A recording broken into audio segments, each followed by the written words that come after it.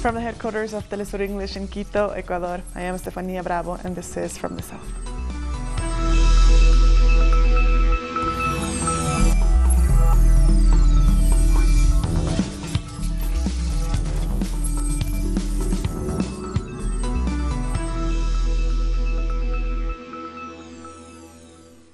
The chief executive of the Brazilian mining company Vale has stepped down in the wake of Brumadinho disaster that killed nearly 200 people. 3 other executives from Vale have also resigned, although the company says this is temporary. This comes 5 weeks after a dam run by the company ruptured. Over 120 people are still missing.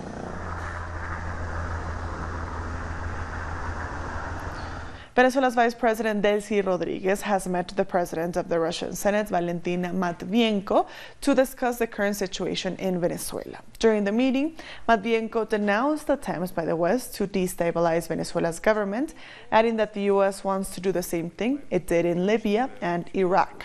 The Russian legislature also gave Venezuela's Vice President a declaration adopted by the Senate, demanding Venezuela's sovereignty be respected. For her part, Rodriguez reaffirmed her wish to expand relations with Russia. Today, serious threats from the United States towards Venezuela are for us a great opportunity to be independent, definitely. Matvienko also denounced the planned coup directed from Washington. We believe it is especially cynical on the part of the country's part that are represented as supporters of democracy in the world to try to overthrow the elected president and the government to designate an opposition politicians at the head of the country from abroad.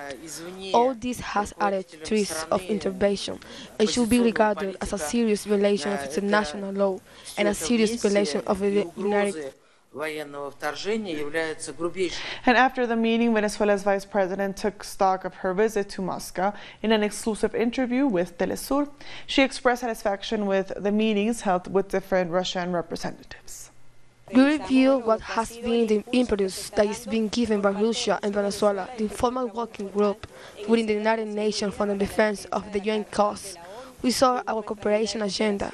We evaluated that while we witnessed meeting in April in Moscow, we're expanding our space of cooperation. We have also very important meetings with the Duma's president.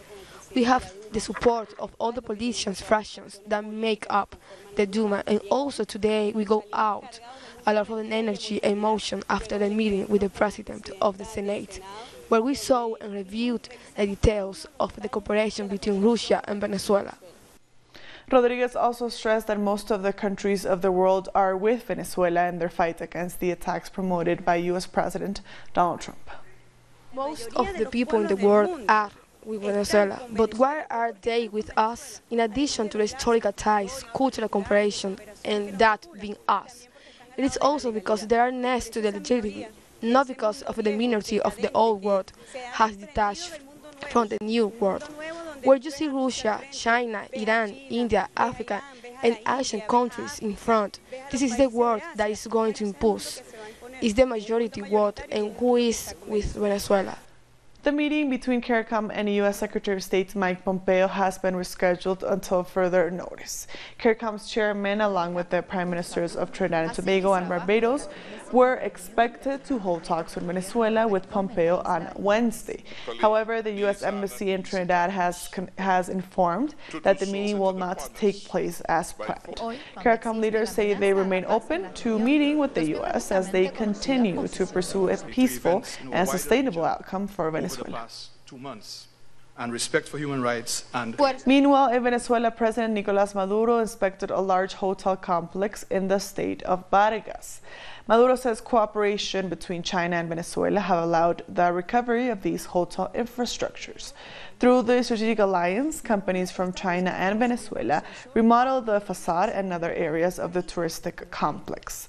Maduro says the work is intended to provide the people of Vargas and visitors with enjoyment and recreation of an international quality. Monitoring these structural works, the damage was serious because of the Vale when we had not been able to develop a real recovery project. The old Sheraton and old Melia are two gigantic infrastructures that are going to produce a massive impact on the national and international tourism. We are building and taking advantage of the circumstances of a large convention center that we will have in Venezuela. According to the engineers and the company, structural cleaning of the works has been completed. Now comes all the construction part that are recovering with the goal November 2020.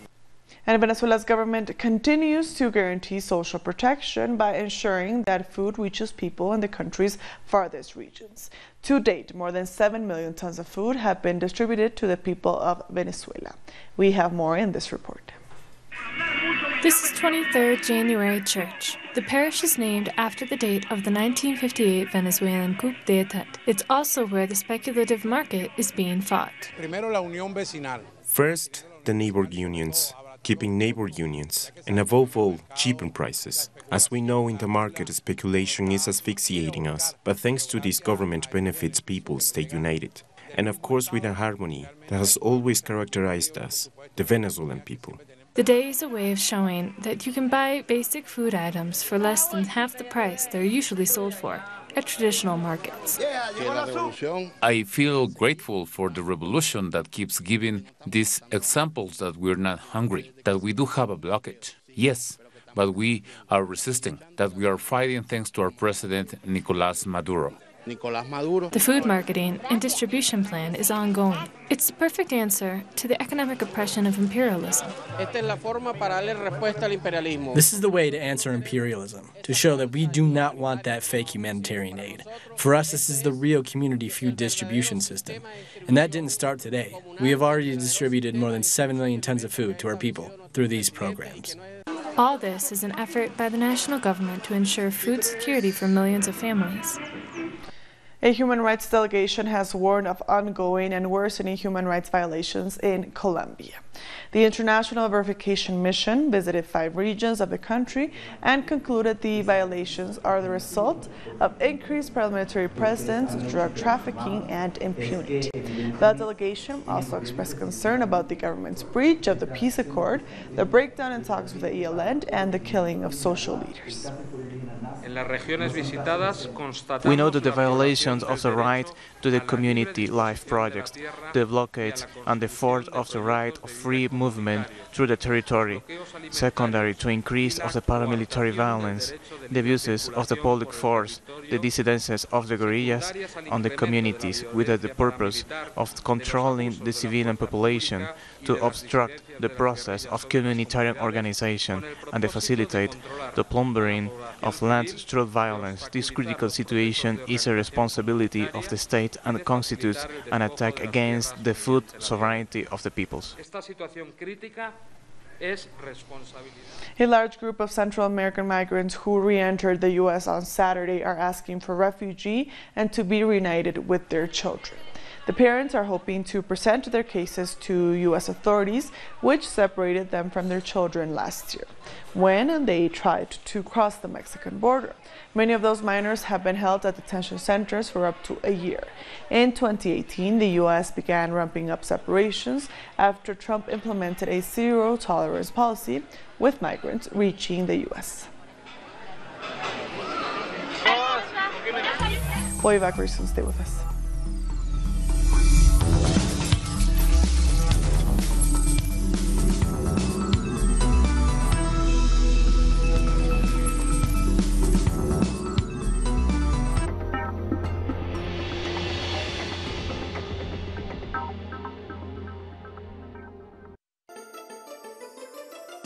The ruling world order has always subjugated the masses.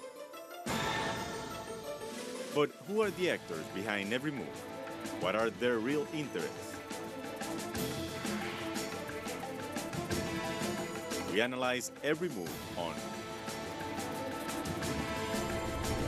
Critical Move. Weekdays, only on Telesur.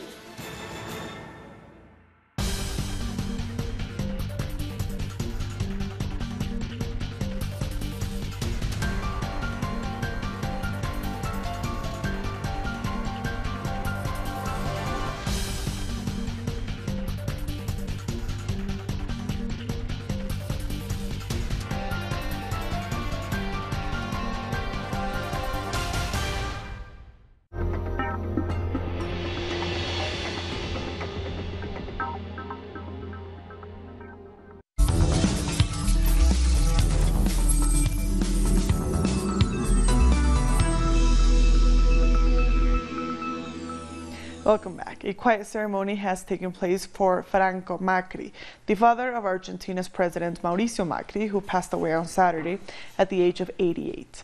Franco Macri suffered from health complications for years. He migrated to Argentina from Italy as an 18-year-old engineer assistant and became one of the richest businessmen in South America. However, in recent years, he was implicated in a network of alleged bribes tied to both the economic and political spheres, cases that are under investigation. Hundreds of protesters remain in vigil in Brazil in front of the prison where former President Luiz Inácio Lula da Silva is being detained. They are demanding the release of the Workers' Party leader. Protesters, political leaders, and sympathizers began to gather after Lula returned to the prison in Curitiba following his grandson's wake. During the wake, the former president's followers denounced what they call Lula's political imprisonment. And during Carnival, demonstrations were also held in support of Lula and the Venezuelan people. In the streets of Belo Horizonte, there were calls for freedom and sovereignty during a pro-Lula celebration. Persons also expressed solidarity with Venezuela's government, saying it's been the victim of a U.S. imperialism attacks. With the return of fascism to Brazil, represented by the far-right Bolsonaro government, prejudice against immigrants is on the rise. But a Carnival bloco founded by Sao Paulo's Indian migrant community is breaking down its barriers. With the return of fascism to Brazil, represented by the far-right Bolsonaro government, prejudice against immigrants is on the rise. But a Carnival bloco founded by Sao Paulo's Indian immigrant community is breaking down barriers. When I came to Brazil first time, I saw many street festivals, the carnival here, and it reminded me of street festivals in India. You know, in India we have a great tradition of people going out on the streets, playing music, playing bateria and dancing and playing colors.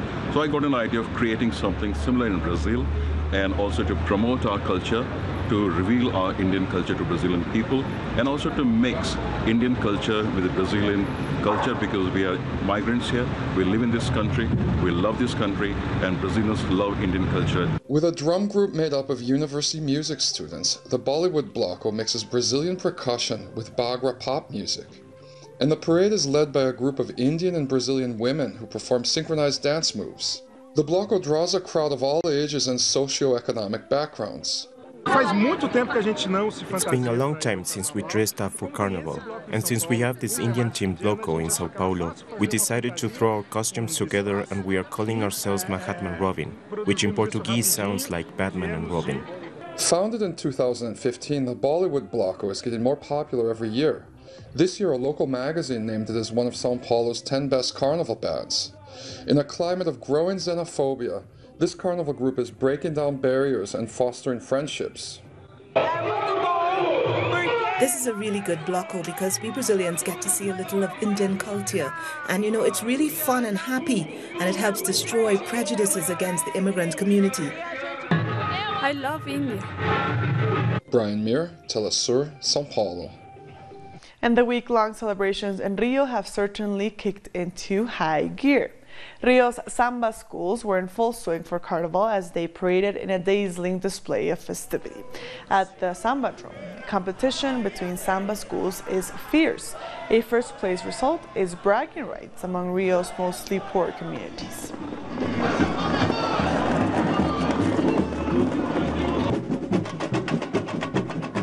And some revelers are also using the Carnival as a chance to send a strong message to Brazilian President Jair Bolsonaro. This current government has accused us teachers of indoctrinating students and of imposing certain ideologies on them. So as we have been very massacred by this government, we decided to create a costume to make fun of it all.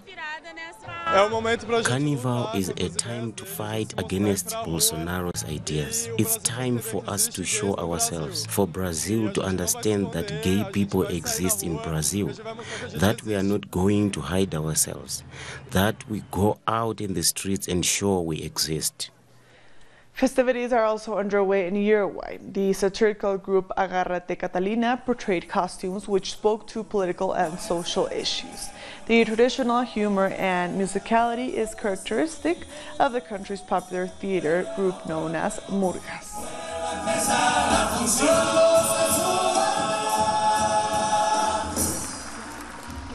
And in Venezuela, thousands of families in the capital Caracas are enjoying the Carnival's holidays in peace. Several events and cultural programs are taking place across the city and around the country. The government has assured that security will be deployed at the safety of the Venezuelan people during the holidays. And in Portugal, revelers filled the streets of Torres Vedras, the home of the country's most famous carnival. The event featured floats with satirical depictions of world-renowned figures, among them U.S. President Donald Trump and North Korean leader Kim Jong-un. A figure of Cristiano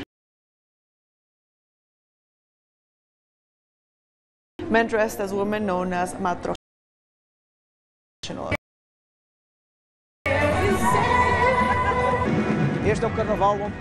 Everyone participates in this carnival.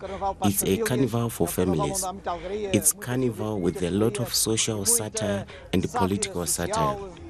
The Torres Vedras carnival is the most Portuguese carnival in Portugal. It's special because we are different. It's a time to enjoy. There's no trouble amongst people. It's all very good, very good. I may be biased because I'm from Torres Vedras, but it's really good fun. Trinidad and Tobago begins 2 days of revelry as the country kicks off this year's carnival. Let's take a look at some of the activities leading up to what is considered the mother of all Caribbean carnivals. It's been 2 months of exuberance in the lead up to what the people of Trinidad and Tobago call the greatest show on earth. The carnival season unofficially begins on the day after Christmas and ends on Ash Wednesday, which begins the Lenten season. To some, the lead-up is more exciting than Carnival Monday and Tuesday. It's a festival rich with tradition. Like the parties, known as FtS in Trinidad, over 200 of them to be exact this year, with varying themes. Run with it! Run with it! Run with it! But one common factor, the music, soca, traditional calypso's younger, more vibrant offspring. Every year, the region's top soca artists compete for the Soca Monarch title. This year, a Grenadian won for the first time. Big up to Grenada and Trinidad. I came from nothing, and this has been my dream. And I just want to say to my fans that I love you very much. You hear me? Love you.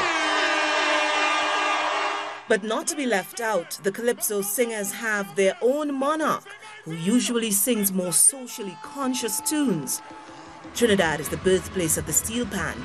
On the Saturday before Carnival, the country's best bands compete for the Panorama title. This year, it's the defending champs, BP Renegades, who maintained their crown. And of course, Carnival is about the costumes. The annual Kings and Queens competition displays the creativity and mastery of years of training. Carnival kicks off from 4 a.m. on Monday with Juve celebrations. Mexico's Popocatépetl volcano has unleashed a powerful explosion that lit up the sky in the evening on Saturday. Residents in the area were recommended to wear masks to protect from volcanic ashes and gases polluting the air, but no evacuation was issued. With almost 5,500 meters above sea level, it's Mexico's second highest mountain. Its name comes from the Aztec word for smoking mountain. O evacuation z tego tas.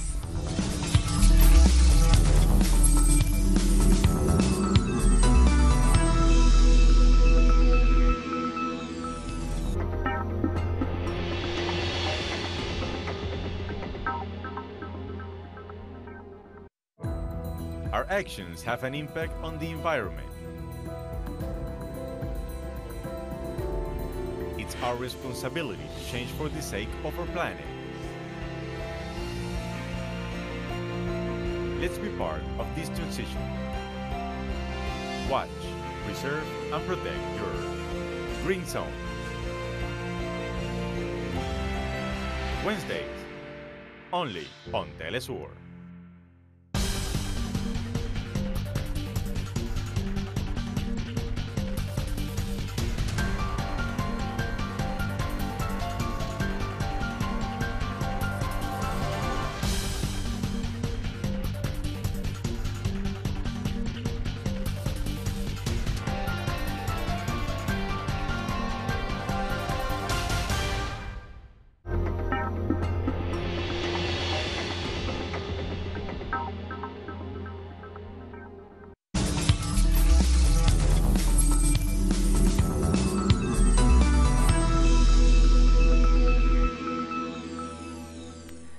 Welcome back. Huawei's chief financial officer has filed a civil lawsuit against Canadian authorities, alleging she was wrongfully detained and searched.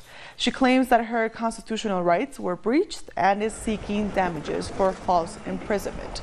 The CFO's claim was filed the same day that the Canadian government agreed to begin an extradition process that was sparked by her arrest in December last year at the request of the U.S. Meanwhile, the Chinese government has reiterated its call for the Canadian and U.S. authorities to withdraw the arrest warrants and for her immediate release. The U.S. Justice Department accuses Huawei and her executive of circumventing U.S. sanctions against Iran. The Chinese government has in the past said the charges are politically motivated. The US and Canada abuse their bilateral extradition treaties to arbitrarily take coercive measures on Chinese citizens. This is a serious violation of the legitimate rights and interests of Chinese citizens. We once again urge the US side to immediately withdraw their arrest warrant and extradition request for Ms. Meng Wanzhou. We also urge the Canadian side to immediately release Ms. Meng Wanzhou, to let her return to China safely and effectively protect her legitimate rights and interests. Wildfires have continued to wreak havoc across southeastern Australia, leaving hundreds of families homeless. More than 2,000 firefighters have been mobilized to battle the fires.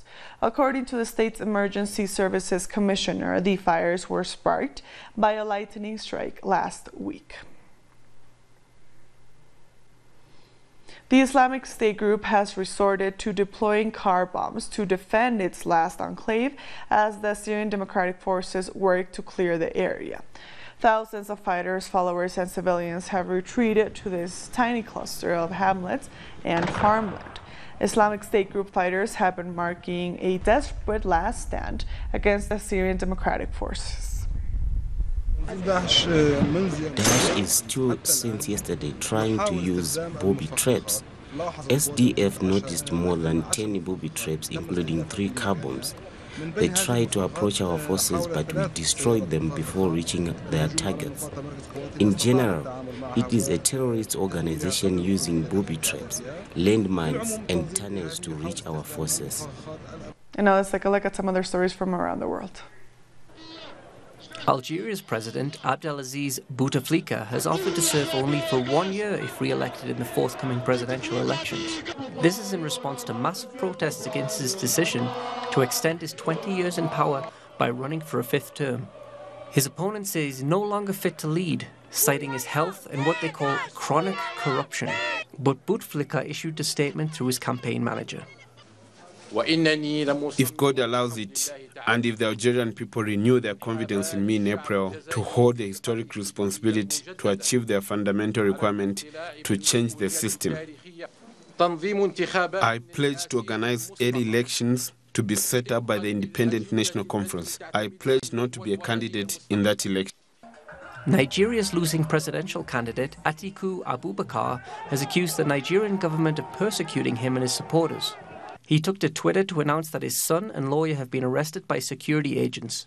The incident comes 1 week after Atiku lost presidential elections to incumbent Muhammadu Buhari. He has rejected the outcome of the elections.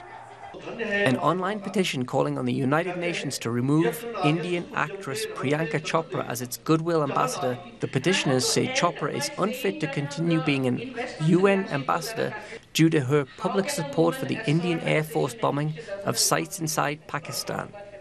The petition has drawn over 90,000 signatures so far.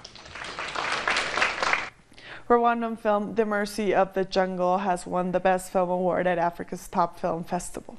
The film was among 20 films competing for the top Golden Stallion at the Pan-African Film and Television Festival. The movie tells the story of the wars in the Democratic Republic of Congo through the eyes of two soldiers lost in the jungle. It's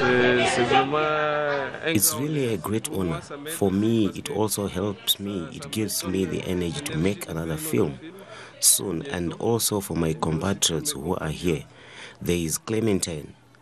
There, all of us. It's okay. We will celebrate. We will work hard. We will keep going. And with that, we've come to the end of this news brief. These and other stories, as always, find them on our website at telesurenglish.net.